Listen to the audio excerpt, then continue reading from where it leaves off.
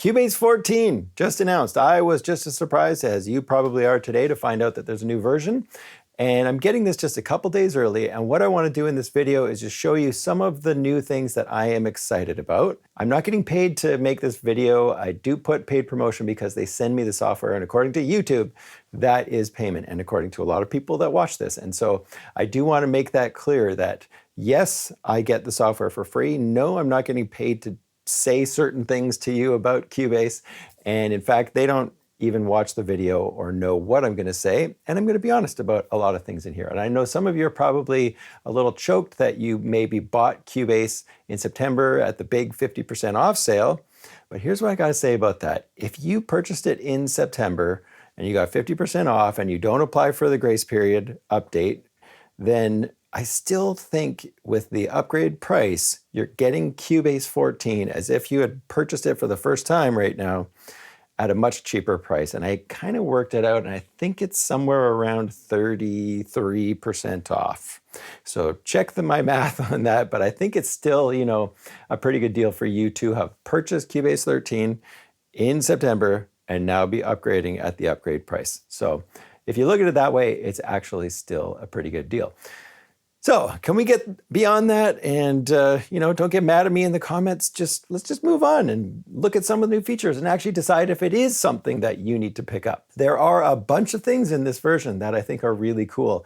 And I got to say, like in previous versions, like Cubase 12, Cubase 13 had some really nice improvements, but this does have a few things in it that I am really excited about and make a difference to me, but they might not make a difference to you. So let's go see what those are.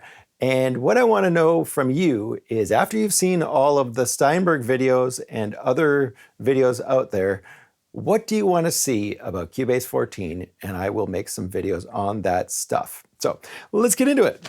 So looking at the software, you can see that it doesn't look that much different. We've got some new thing happening down here in the lower zone called Drum Machine, which is actually really exciting. That's something we will have a look at shortly.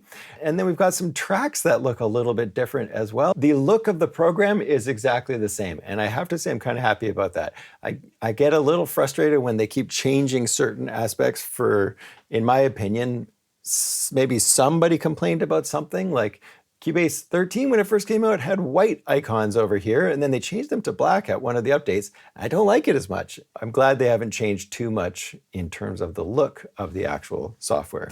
They've also got an updated performance monitor now. They call it Audio Performance Monitor, and it's going to actually tell you which track is causing the problems, which is very cool. Another thing you can do with it now is you can export a DAW project, a DAW project, and I think this one was made in conjunction with Bitwig. So they've made it so you can export a project from Cubase and go over to Bitwig, or take a project from Bitwig and go over to Cubase. And I think it works with Studio One as well. Companies are getting out of their head a little bit and saying, you know what, let's make compatibility a thing. Maybe we can say it's like a way to win over new customers, or maybe it's just a way to make things more collaborative, and everybody wins in that situation, in my opinion. So whatever reasons they are doing it for, I think it's just great that they are doing stuff like that. And I like to see more of that kind of stuff happening in the future. To me, one of the biggest updates that you're getting with this new software is also down in this lower zone with that drum machine that I was showing you, and I'll show you in a second. And that is this tab that says Modulators. And modulators are only in the Cubase Pro version. The drum machine and the drum track, I think those are going to be in Cubase Pro and Cubase Artist. So let's make a new track here. Let's actually make a retrolog. With this new thing we've got down in the bottom called modulators, they're giving us a way to control any parameter in any synthesizer with a very comprehensive set of tools that you can get used to, dig into and get used to, and use on any track. So if you open up a plugin like Pigments, it can be kind of confusing because you've got so many different ways to modulate or to change any parameters in Pigments. But if you get used to the modulators in Cubase now, you can use those on any track and it all works perfectly. Like you'll actually see the knobs changing in Pigments as you use this modulator. It's not a behind the scenes thing. It's something that's physically physically moving the software, if that's a thing. So actually, let's just try it with Pigments. And if you look at plugins from companies like Arturia, it's like every virtual instrument is trying to imitate some actual piece of hardware. And so sometimes the modulation is different from one piece of software to the other. So you start to learn these modulators down here in Cubase, you're going to be able to use them and don't have to relearn every time you use a different virtual instrument, which is very cool.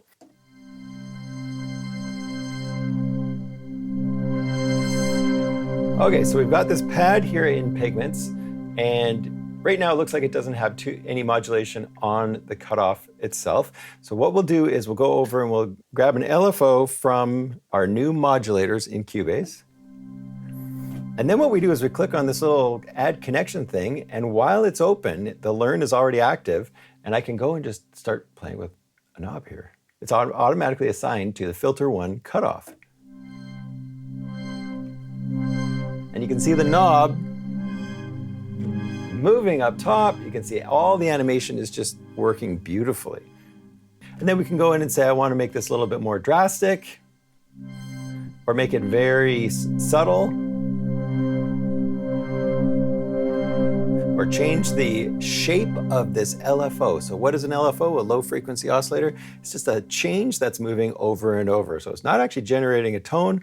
All it's doing is making a change. And in this case, it's the change is moving that cutoff knob back and forth. But it's doing it in a sine wave. Watch what happens if we make it saw wave. You can hear it jumps up. Let's make it faster. So we go over to the note value and let's make it 8th note.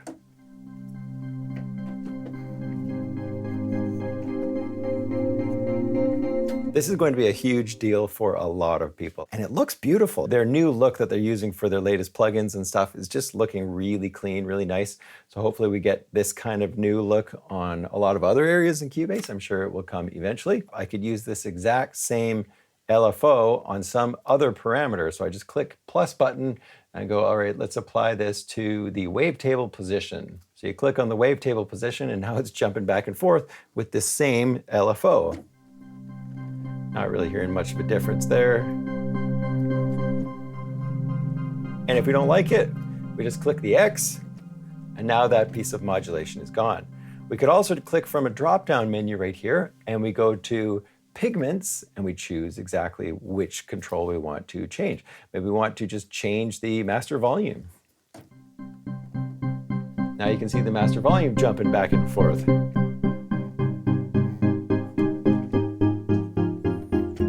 If I want to get rid of a modulator, I just click this little drop down and choose remove. And it says, are you sure you want to remove it? And yes. And then now we can go look at a couple other ones. And I'm not going to dig into these because I don't have a manual yet. And I'm not sure exactly how to do these things. But I just wanted to mention them because I am so impressed that they are part of Cubase now. So let's try the step modulator. And this one, not assigned to anything just yet. So again, we got to click a connection. And let's choose the cutoff one more time, just because that's really obvious. And then what we can do is start putting in steps.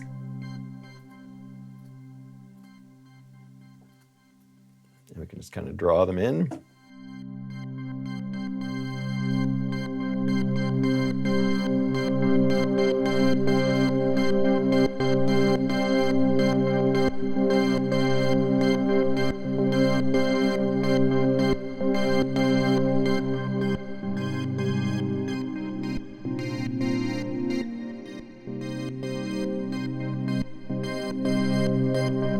Okay, so that's a fun little step pattern that is just changing the cutoff, making this pad have this really rhythmic sort of aspect to it.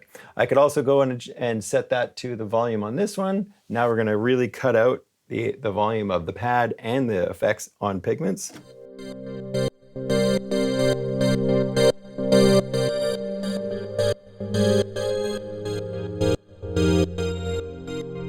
There's always been different ways to do this kind of thing with other plugins, but to have everything, like I say, to have everything in Cubase now just on a track, it's going to make this a whole lot more accessible for a lot of people. You can also add things like an envelope follower, so we could use Sidechain.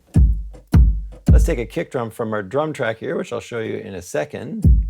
And this track here is a pattern track. So let's just draw a little chunk on the screen here and double click on it. And then now we get into our little pattern editor, which is also new in Cubase 14. And so all I have to do here, because I'm at 16th note resolution, is drop in a kick drum every 4 16th notes, and then just press play. Okay, so now we've got a kick drum in there, and as you can see with this pattern sequencer, everything that you would expect to see in a pattern sequencer is in here. I'm not sure if there's some way to turn on a speaker. I haven't figured out how to have this actually play like a preview for me as I'm entering the notes. I'm not sure if that's possible. Now I press play. And then I could go to like the hi-hats and drop in some hi-hats. You can go in and adjust the velocities of these and just sort of drag along if you want. You can even go and say to any individual note, what's the probability that it's going to actually play? So we've got all sorts of things. You can have repeats in here, velocity variance. That's pretty cool stuff. So we're getting into some sort of generative things that I think a lot of people who use Ableton or are wishing Cubase had some Ableton-like features, they're finally making it into Cubase in a really big way. And I think this pattern thing, this new drum machine that they've added, it's kind of going after that Ableton vibe, and I really dig it. I dig what they're doing here. They're all going with my drum machine on this drum track right here, so this new drum machine. So let's take that kick, and now what we're gonna do is go to Pigments, and go to the modulators, and I'm going to get rid of this little step modulator. And what we're going to do is we're going to apply this envelope follower to get sidechained from the kick drum. So I'm going to go add sidechain source, and I'm going to say take this social jet lag kit, and whenever the kick drum fires, it's going to change something that we have it hooked up to. That's how a sidechain works. And a lot of people use sidechains to have, say, this pumping thing. So every time the kick drum happens, a synth will drop in level dramatically according to however long that kick drum sound is. So whenever the kick drum happens now, you get this duck in level on the synthesizer. And we've had sidechains in Cubase forever, but this is just now an easy way to implement changes without having to, load a compressor. So now we've got this envelope follower set up to the kick drum that's coming in, and we're going to apply this one to, again, we're going to apply it to the main volume. So I click the main volume, and then now what I need to do is turn on the sidechain. So now we can see the kick drum is causing some kind of change, and that change is going to the master volume on our Pigments track, but it's going the wrong way.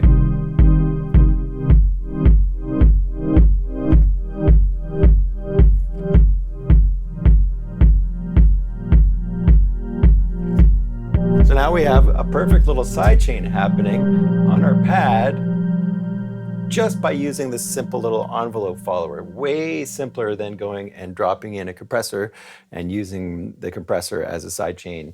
To follow the envelope, you can say, make it happen a little bit harsher, make it release a little bit slower every time it hears the sound.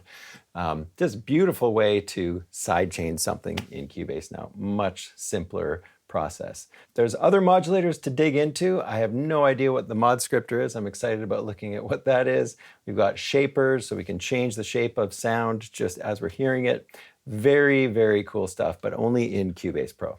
Now over to the drum machine. You can see that we've got something that looks kind of like Groove Agent, but looks a lot like the drum rack in Ableton. Now it is built into Cubase, not quite as high-powered as Groove Agent. So things like velocity layering, I think we only have 4 velocity layers on each sound, if I'm not mistaken. And it does come with some presets, so you can click on the track preset right here and go, all right, let's look for something that is hip-hop, and we'll see the hip-hop kits, and we'll just double-click and try out some different kits.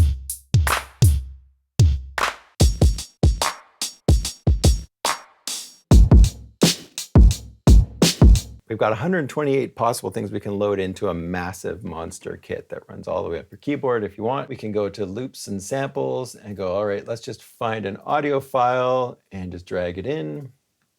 So let's take this clip, this clap, and we'll drop it in.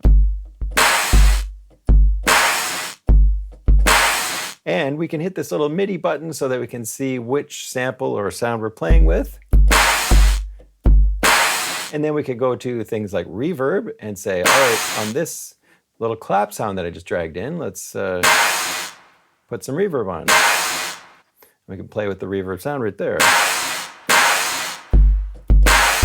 So these are like sends, basically, for each one of these individual little drum cells. So if I go back to my kick, you can see that this kick is actually synthesized, and it's using this new synthesis engine that's built into this little drum machine, which is similar to things that we have in Machina. So if you look at the kick, let's go with kick 1. You can see we can add click to the front. We can make the decay go a lot longer. We can go to the snare here, and we can add some punch. Add some distortion. And let me know if you want to see more on this. But of course, you drag in your own samples or use the sample engine that they've got built in. And then once you're ready to dig into the pattern sequencer, you can double click on your track here and start messing around with a pattern. So before I get into my final and favorite feature, I will just show you quickly some new effects. So let's put this new studio delay. We're going to put this on this DX7 track.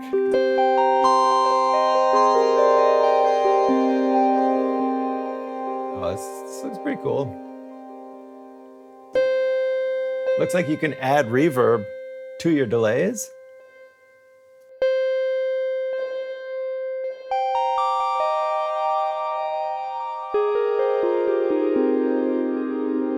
That's pretty cool. I wonder if it'd be weird to have the note without reverb on it, but then the echoes have reverb on it. You see what I mean? I bet you there's some way around that. Somebody let me know if that's the case. We got patterns.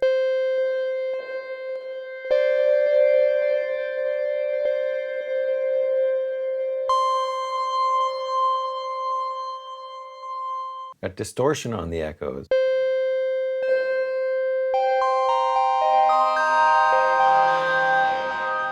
And then we've got another effect called the shimmer, a new kind of reverb.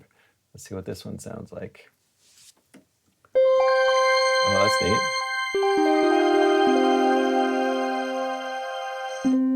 And of course, just find your presets right here.